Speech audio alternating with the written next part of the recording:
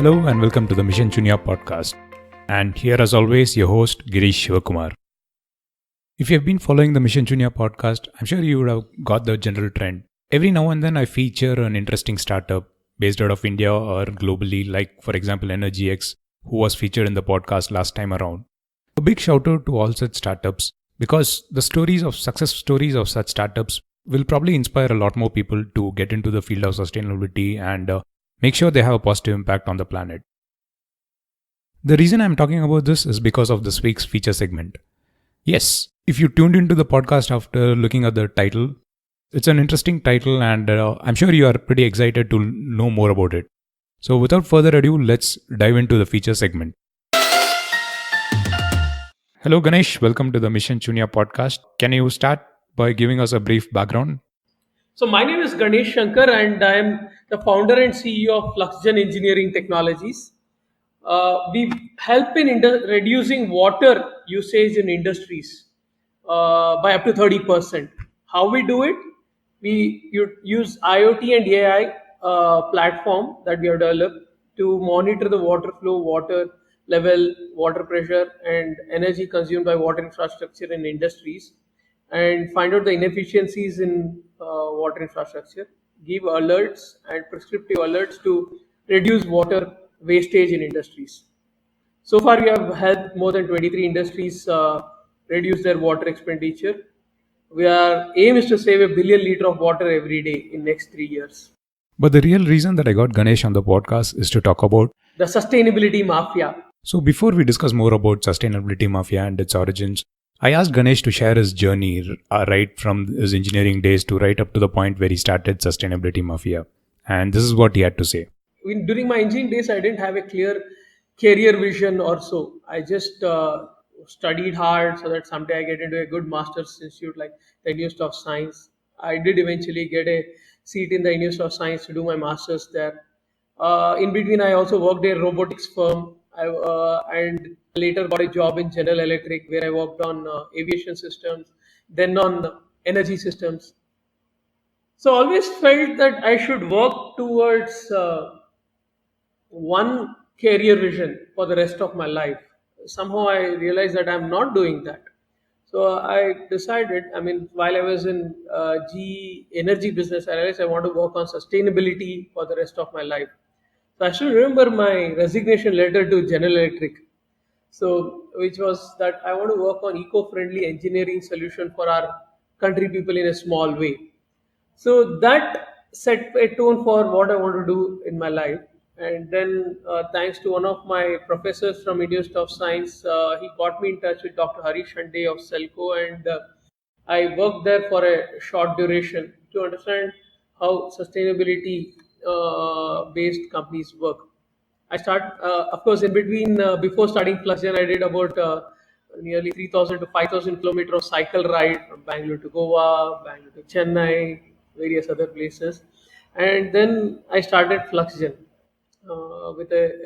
which was more like a projects and consulting company when I started it in 2011. So in this during this space, we worked on energy, water, agriculture, a lot of things. I didn't have a clarity on what is one problem that we wanted to solve. Thanks to Cisco Launchpad, Berkeley Accelerator, I decided that we should work on water management.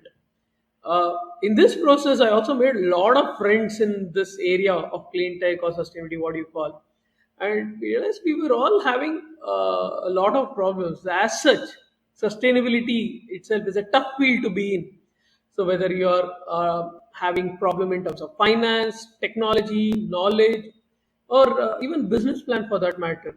So we used to talk regularly, and these conversation led to forming a group.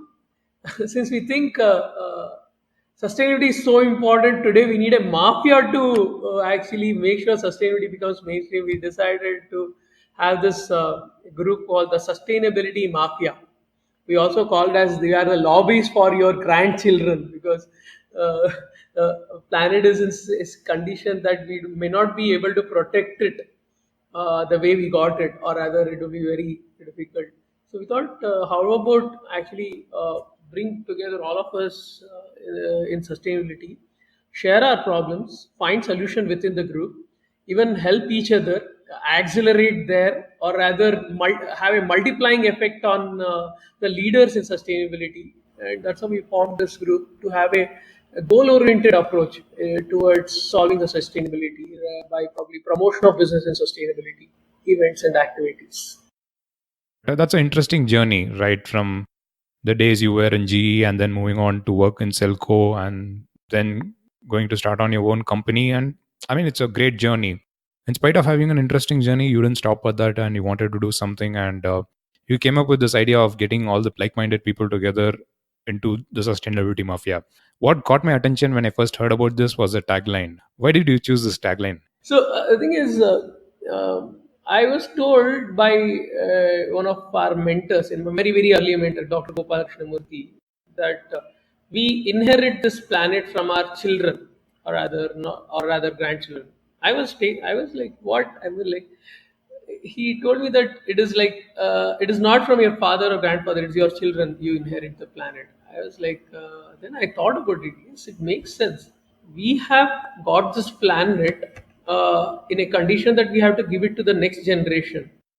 But from what I understand from the statistics, the kind of deforestation that is happening, the rate of deforestation, or the kind of air pollution around us, the temperature raise eventually because of fuel consumption, fuel usage, it is not going to actually really be a place for our children or grandchildren.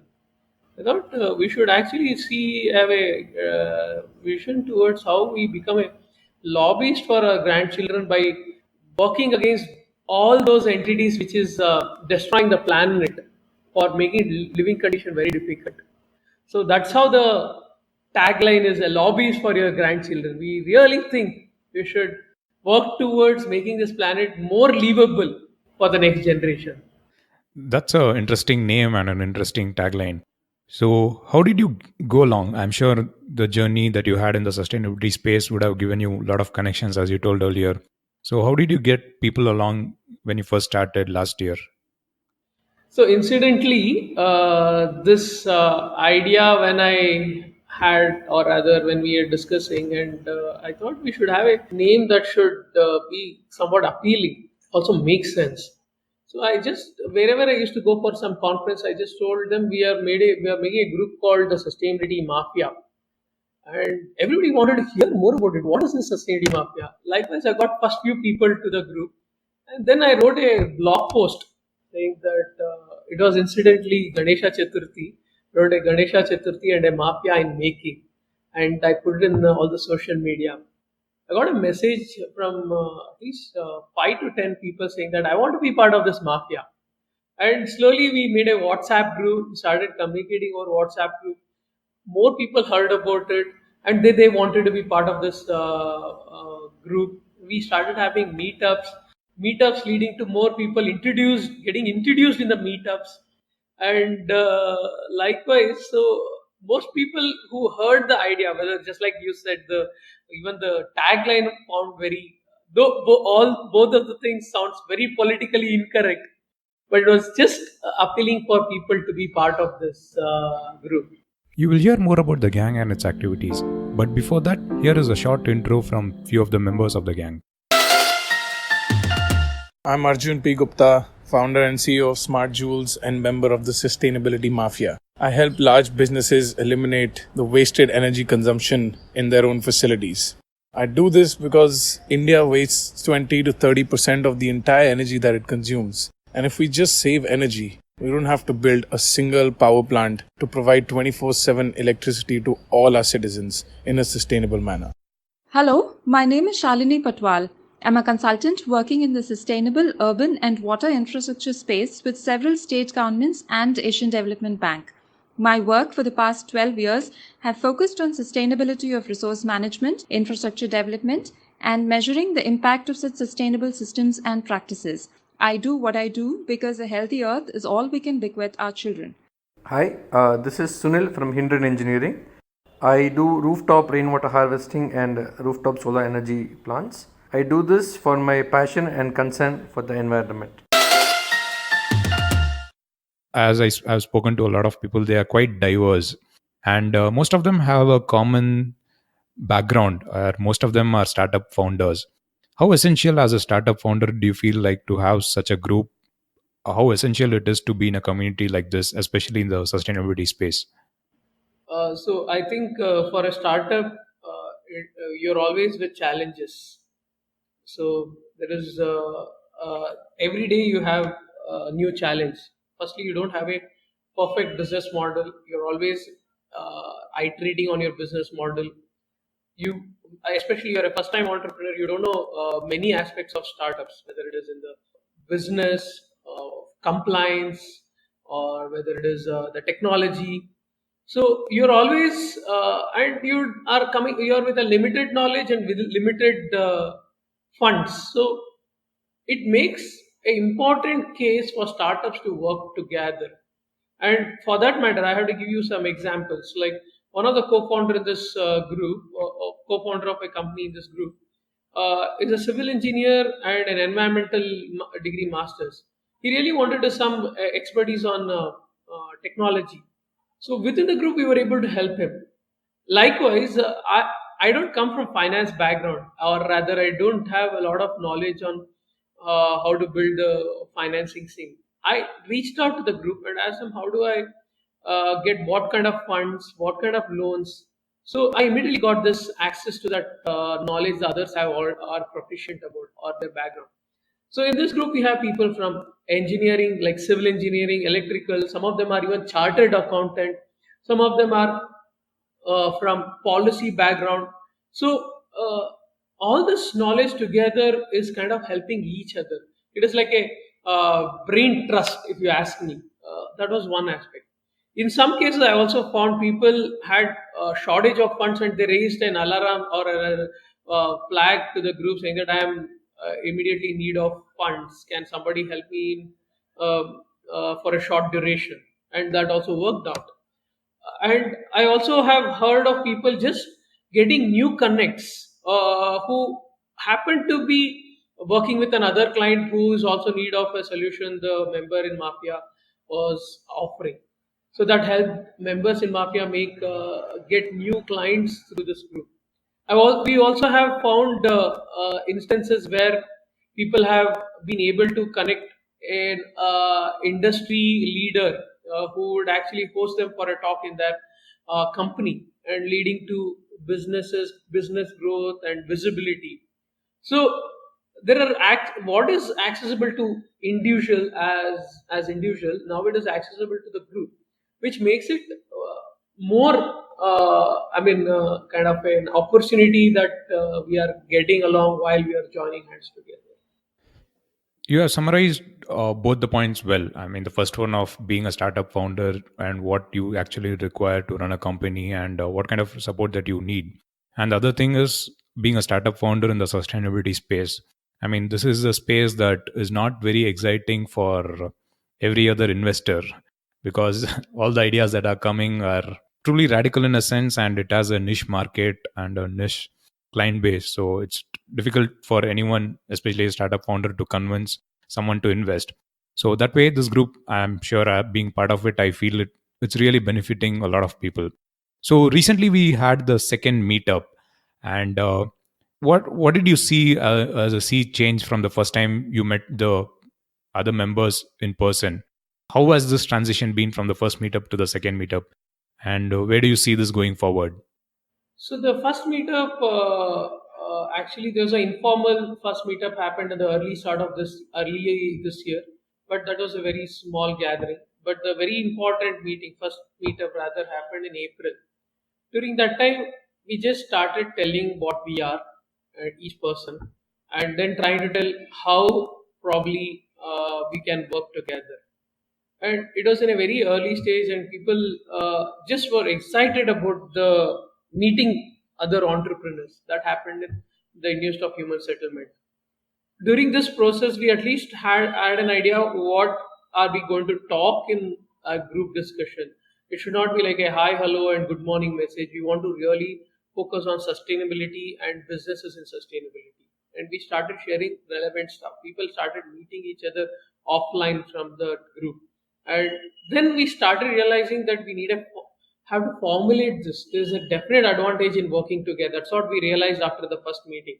So what we did in our second meeting was, how do we formalize? The discussion was all about how do we formulate together, what do we want to do, what we don't want to do, how do we see ourselves in the future, and each member shared what is their idea of sustainability mafia and how they want to contribute, how they want to benefit, and how do we take it forward. So we got the collective ideas together, and we identified few people who are extremely passionate to even take up some leadership role. We identified 4 5 people in the group who wanted to lead it in their capacity and spend significant amount of time in the group. And we have now come up with a more compelling vision statement. Rather, how do we grow as the this one? In fact, we decided to have a vision to help multiply the impact of sustainability leaders through goal-oriented collaboration. So we came up with a very compelling vision, and now we are formulating the way we would run it. What are the bylaws and statement, and whether we want to be a what kind of non-profit organization, whether we want to be a Section 28 company, a trust, or a society. So that's what we are now thinking about. We are now looking at having a legal entity for Sustainability Mafia, and how do we engage in a more systematic manner so that it benefits all. Yes, the interest was clearly visible. Being a participant in the event, I did see a lot of interest among the other members in the group to be a part of it. And it was a really compelling vision statement that we came about. The other key aspect of this is it's not just local at this point in time. Over the last year, I clearly see that the Sustainability Mafia has reached a wider network. So we have people coming down from, say, Delhi also to join the meetup in Bangalore. If someone, a startup founder in the sustainability space, somewhere in India wants to join, what should they do? Sure. In fact, we also had a person coming from Kenya as well. So yes, there is definitely people are finding very interest in this one. So we are looking at only two things. That's what came through in the meeting as well. That the people who are full time into sustainability and they're passionate about sustainability, these two should be good enough reason for them to be part of the sustainability mafia. People who really think helping each other can actually grow their business and everybody in the sustainability itself of the planet. So are most welcome to this group. We'd be happy to have people with like-minded vision or whatever I spoke just now to please join us. They can write to us sustainabilitymafia@gmail.com. So before we move to the final part of the discussion, it is a right time for us to hear a few more voices from the Sustainability Mafia, especially hear about why they do what they do. Hi, I'm Aditya Bhatt, co-founder and CEO of AirProbe. With such large-scale installation of utility-scale solar, one of the biggest questions to ask is, will these plants be reliable and will they function for 25 plus years? This is precisely what we're working on AirProbe. We are building scalable technologies using AI and computer vision to make large-scale solar reliable and operationally efficient. I'm Anusha Sheth. I'm an electrical engineer and I'm currently working in Bosch Engineering and Business Solutions. I work on sustainability because I think sustainable future is a solution to every problem that we are facing right now, be it in terms of water shortage or even waste management, providing free energy to every human being, or even climate change. I feel that by working on sustainable future, we can solve every problem that mankind is facing right now. Hi, this is Arundhati. I am an architect. We help homeowners, companies, and retailers to design and execute their homes, offices, and stores. Our firm is AA plus D. We focus on sustainable designs to optimize material and energy consumption because that's the only way forward. You can find us on www.aaplusd.com. Thank you. Hi, I am Revati MS, co-founder F2S Tech and a student at RV College of Engineering. At F2S Tech, my role is in technology and new product development, and I always like to work in the field of agriculture, plants, and sustainability. So before I signed off on the conversation, I asked Ganesh if he had one final message that he wanted to give the global audience. So he shared a short story involving two famous Indian philosophers, Sri Ramakrishna Paramahamsa and Swami Vivekananda. Let's listen in. So one day, a lady came to Ramakrishna Paramahamsa with a boy and told, my son eats a lot of sweets, and if you tell him to reduce on it or cut down on it, he would probably do that. So Ramakrishna Paramahamsa told the lady, can you come after 15 days? Vivekananda was sitting just beside him. He observed this. The lady came after 15 days. And then Ramakrishna Paramahamsa took the boy on his lap and told, please stop having so much sweets. It will affect your teeth and you will have a lot of problems later on in your life. So please, why don't you stop eating so much sweets? The boy actually listened to him and told, okay, I'll reduce my eating sweets. And the lady and the boy left. Vivekananda asked Ramakrishna Paramahamsa curiously, you could have told the same thing 15 days back. Why did you tell now? I mean, you could have told it before. No. Ramakrishna Paramahamsa told that 15 days back, even I was eating a lot of sweets. And I had to control that eating and I've reduced my eating sweet. Now I can tell the boy. So this goes with all of us. I mean, sustainability is very important. It is about what are we practicing today that we can actually tell it to others and they can promote. So it should start from ourselves. And this story of Ramakrishna Paramahamsa has actually compelled me to take more action in my life on sustainability, and so would I tell to others. So please think of what you could do if you are in the field of sustainability for yourself. And why don't you share it with others, whether it is about having half a bucket water or water for your shower or to have for bathing, or using a mug of water for brushing your teeth.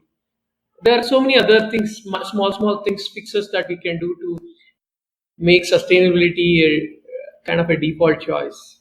So I would leave the audience with this thought. Thank you so much. So yes, that's an interesting message to end the episode on. Practice before you preach. Be it business, sustainability, or life in general, it's always good to practice what you want others to follow. I'm sure you're pretty excited to know more about the Sustainability Mafia and how you can be a part of it. So it's very simple. You can drop them an email as Ganesh mentioned, or you can follow Sustainability Mafia on social media channels. The link to all of this will be in the show notes section of the podcast. Or you can drop me an email, missionshunya@gmail.com, and I will make the connection. Like always, you can follow Mission Shunya on any social media that you're on. Facebook, Instagram, Twitter. The handle is @Mission Shunya. And like as always, if you like the episode, let me know. Leave a feedback, give a rating and write a review on platforms like Apple Podcast. It definitely helps in making the podcast better. The podcast is available on all major platforms like Spotify, Stitcher, Google Podcast, and it's even available on Geo7. So until next time, signing off, this is Mission Shunya, towards a zero carbon economy.